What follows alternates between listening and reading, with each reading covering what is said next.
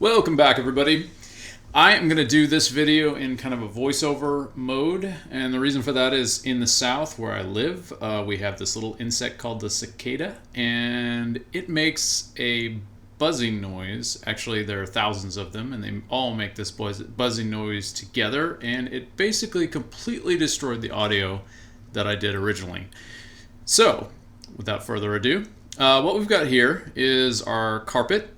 The old one placed on top of the new one. And what we've got is a few brackets right underneath. It looks flat on camera, but there's actually a couple brackets that are keeping it from laying flat. So what I'm doing is starting in the middle, and I marked out the original holes with some chalk. And what this is going to do is allow me to get the carpet in flat. Now, this is definitely an area where you want to measure twice and cut once. And that's one reason why I'm starting in the middle at the firewall, so that I can see exactly where everything's going to be. And if I cut and it's a little bit off, it's not going to be a problem because it's going to be covered up by the dash. So now you can see where the chalk lines were. We've got that out of the way. And we've got a bracket here. This is where the main bolts go for the dash. And then behind that, we've got another little bracket for where the HVAC goes. And then, of course, the shifter is right there. And we've got additional areas for the e-brake or parking brake and our little release levers. Now, I'm not going to cut out a little U like the original carpet did. Instead, I'm just going to cut a little slit in the middle because that's going to be all exposed. I'm also not going to cut out this entire portion. We'll get to that in a minute. But you definitely want to make sure that everything's so lined up that your formed backing matches, where those seat mounts are, and that your edges look correct. It goes all the way to the back, and then you should be good. So we've got the brackets cut out, and this allows our carpet to lay down flat now finally, and we can make sure that everything else is good. And I've just cut out the minimum amount. So in the original carpet, there's a section in the middle here, which was also cut out. It was a big square or rectangle. But I want to expose that. I don't want to necessarily cut out everything. So for the shifter portion, what I did was just feel around until I could find kind of the middle of it, gauging by, and also where the holes were in the original carpet. I kept that to one side so I could use that as a guide. But then I cut a hole right into the middle. And so what I want to do here is, the reason for this is so that I can make what's called a console delete. And so by pressing down on the carpet, I could find it, and I made little slits to the side, up, down, left, and right, and cut out just the minimum amount. Now there's more of a hole there underneath. And what has to happen is there's a shift boot that's going to slide underneath this area, and there are basically 4 bolt holes in the corners here, and those, you need to be able to access those for one thing, and then but for another thing, we want to minimize the hole that's in the middle so that I can get this shifter boot to be kind of in a little bit more of a retro style. So what I'm going to do is make some small slices so I can slide that underneath there, and then be able to put the bolts through, potentially through the carpeting itself. Wow, what am I doing here? So this is one way of cutting holes in a carpet that are going to be round. So what I've got here is just an old socket, and I'm heating it up with a propane torch. It's just regular propane, and it takes a couple minutes to heat up, and I've got it on a long extension. And I'm coming over here very carefully and pressing it down onto the carpet. So these are all manufactured materials. They melt. They do not burn. They do not, there's no fire here. So basically they're just going to melt. And what that's going to do is, in effect, cauterize. That's not safe. Let's turn that off. The edges of the hole, so that now we can put those holes in there, and we've got a nice little place. You can see that it just kind of pops out. A little donut hole there pops out. Now the knife is good for these straight lines.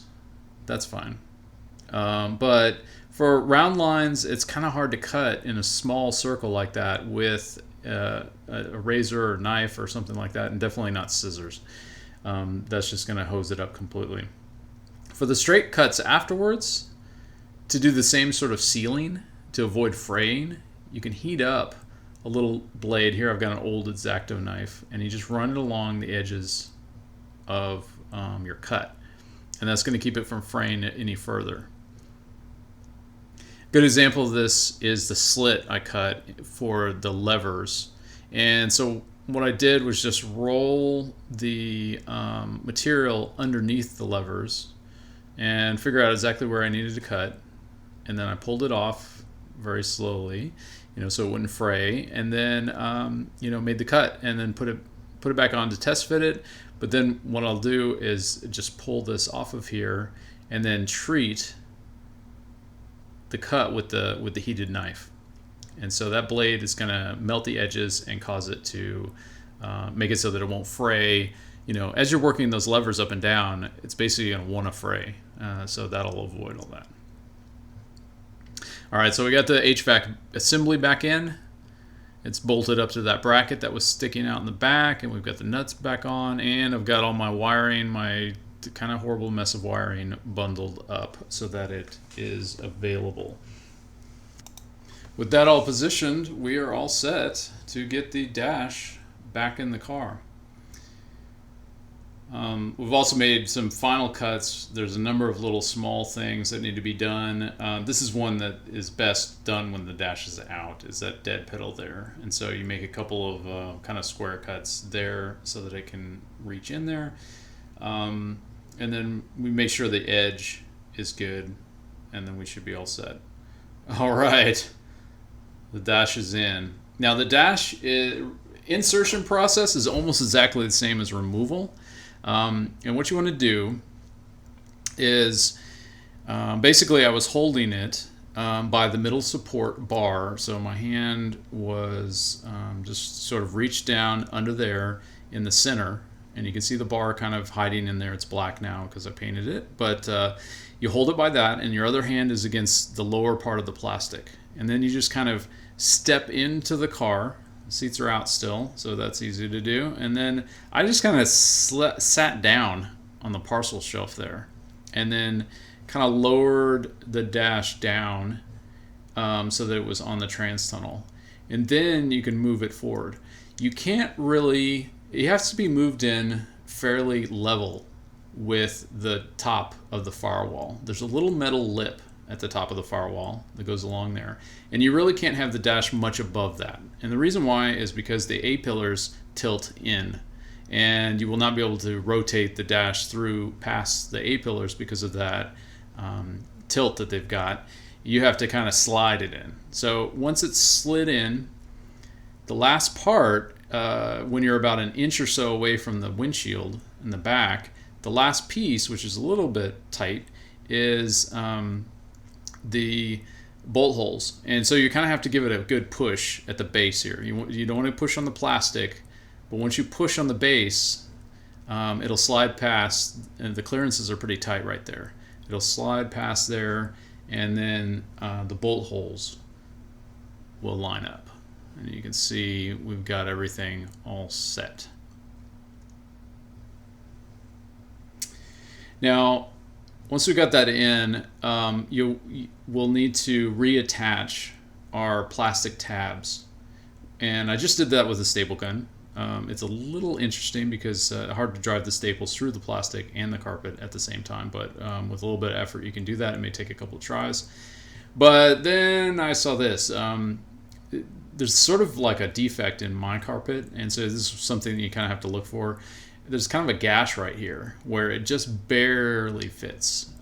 It does get covered eventually by the trim, but just barely. And so instead of placing the carpet tabs in the place where they should go, which is like 3 of them on each side, What I did was I moved it a little bit to avoid that gash area, and then tested it with, putting the trim on, and, thankfully it works. Like I said, just barely. I was a little disappointed by this. It seemed like an obvious kind of manufacturing defect. It's just off by half an inch, But what I can do, if necessary, is put some glue down here or some double-sided tape, and I may want to treat that as well, because if it kind of wants to pull out, then it may start fraying. So yeah, the trim does hide it, and I do have 2 at least of the tabs on there. All right, now next we're going to need to deal with our back trim. And if you have a roll bar or the stock brace that goes across there, then there's some stuff that you have to take apart. Now, if you don't have the brace, then this just pulls off. That little tab right there just comes apart, and you can pull it off without removing the seatbelt. But because of the roll bar, it's got this little spacer in there. You can see it jiggling around, and I have to move that out before I can pull it off. So you do have to take out I think the top bolt for the seatbelt is a 16. And there's some modifications that need to be made because of the roll bar. You can see it in there. I cut that previously with a Dremel, and I showed that during the roll bar install video. But there's a couple things that have to be done. So I've got my new old trim. It was not come with a brace, evidently, on the car I pulled it off of, and so we got to get a hole done. So I marked that out, and I'm using this hole cutting bit. I like this because it gives you a really nice professional result. You can see the kind of chamfered edges there, bevel kind of thing, and it looks pretty nice. I mean, you really can't tell that it's not meant to be like that from the factory. And you can see the spacer fits in there just fine. Just a little bit of wiggle room, to allow it. Now, if you have the brace and you want to keep that, you'll have to cut an extra notch off all the way to the edge. And then secondly, if you're set up like me, then you have to cut out that little section. So that whole thing needs to be flush, except for one little kind of corner up at the top, and there's also a little post in the back that needs to be cut off. All right, so we got to do a test fit real quick, line that up. Looks like our cuts were done correctly. That's mostly okay. You can kind of see the mark. I think I need to take another few mils off of there, but it looks pretty good. There you go. Obviously needs a good cleaning, as well as everything else on the car that I pulled it off of, but we should be all set. Looking pretty good. Now, I did not film all the steps here because it was way too annoying. I think you kind of get the idea. There are so many small steps, and I didn't film cutting the parcel shelf carpet to make it go around the roll bar like that. If you have this kind of roll bar, I feel for you because it is not fun. But cutting all the little seat mount holes, the holes for the seat belts on both sides, both the shoulder belt and the lap belt. But other than that, everything is pretty good. Doesn't look like it's going to fray. If you're concerned about that, you can always do the heat treat thing that I mentioned, and we should be good to go. Yeah, so it's looking pretty good. I like this. Everything seems to be lined up. Obviously, the bottom of that little e-brake cover is going to be hidden. Got the shifter in there, and you can see that it's cut carefully around it. We've got a little missing hole there for the hazard lights, and I'm going to get to that. We have another little quick mod for that. All right, back from a drive. Pleased to report that there are no rattles, so that's great. But I also wanted to test how well our heat barrier did. Now with the top down, I was driving top down, you can't really tell about the sound deadening, but from a heat perspective, now the ambient right here is about 90, 95, something like that. So 100 from this carpet after driving for 30, 40 minutes, pretty good. if I hit this little bolt head, when I first got home, it was reading like 130. So it was a major difference. It was about a 30-degree difference. That's cooling down. The bolt head is cooling down while the carpet is warming up as it sits here. So it's not quite accurate. But this is telling me my heat proofing is definitely working. The hot foot syndrome that you get, with the exhaust right underneath you, went away completely. So super happy with that. Super happy that the dash is working. The electronics are all good. Still have one little issue to take care of here with the entry light. You can see it does come on, but the reason why I'm struggling with it going back and forth is that the back is very corroded. So pop that out, give it a good wire brushing, should fix that up.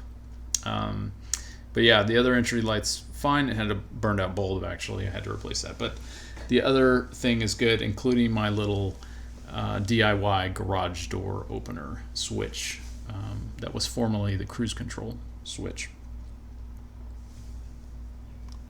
That's going to do it for today's episode.